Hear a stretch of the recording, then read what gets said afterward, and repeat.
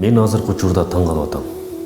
Эмне үчүн кээ бирки ишканалар же мекемелер, билимканалар өзүнүн максатын жоготуп алды. Жөнөкөй эле бир мисал менен айтайынчы, мектеп мисалы. Биз билим алган кадимки мектеп, билимкана. Ал өзүнүн максатынан чыгып кетти азыркы учурда.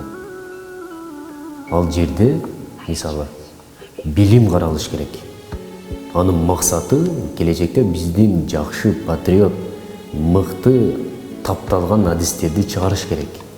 Же болбосо ошол университетке өткөрүп бериш керек. Биз мына ушундай билимдүү инсанды тарбияладык, мынакей. Көрдүңүздөр могу сөлөкөттү. Эми сиздер дагы тарбиялаңыздар. Алардын максаты мына ушул. Илимге, билимге маани бериш керек. Алар өз максатын жоготуп бүгүнкү күндө иш алып барып атат. Мыйзамга каршы иш кылып атат. Бүгүнкү күндө мисалы Кыргызстанда дин эркиндиги берилген. Ким кайсыл динди кааласа кармана берет. Бирок биздин Кыргызстан 90%-нан жогорусу мусулман деп таанылган калкпыз. Орта Азия эмес, дүйнөлүк рейтингде карасаңыз, Кыргызстан могу ислам дини боюнча алдыңкы орунду эч кимге бербей келген. Мен кээ бирки жактан айтып атканда. Бирок ошондой мамлекетте ыймандуу болоюн, намыстуу болоюн. Келечекте мен Кыргызга мыкты баатыр инсандарды тарбиялап берейин, өзүмдүн намысымды сактайын, ар намыстуу болоюн деген ыймандуу, тег ата-бабаларыбыз кийип келген жоолукту, ошол жоолукту салынган кыздарыбыздын укугу тепселенип жатат бүгүнкү күндө.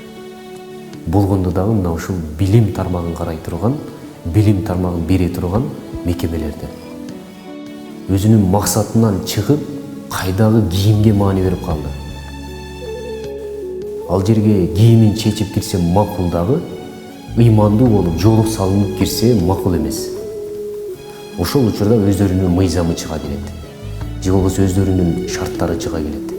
Сиздердин максатыңыздар, мектепте иштеген директорлор, ошол жакта жетекчилер, карапайым элдин талабына каршы мыйзам эмес. Сиздер канткенде ошол карапайым элдин балдары мыкты адис боло алат деген, мыкты билимдүү, илимдүү боло алат деп ошол жерден ойлонушуңуздар керек. Ошол карапайым элдин укуктарын коргошуңуздар керек ошол жерде. Алардын укуктары эмне? Өзүнүн баласын бир мекемеге берип, билимканага берип, мыкты инсан катары тарбиялатып алууга алардын укугу бар. Силер алардын укугуна каршы чыкпагыла. Буга мыйзам дагы жол бербейт.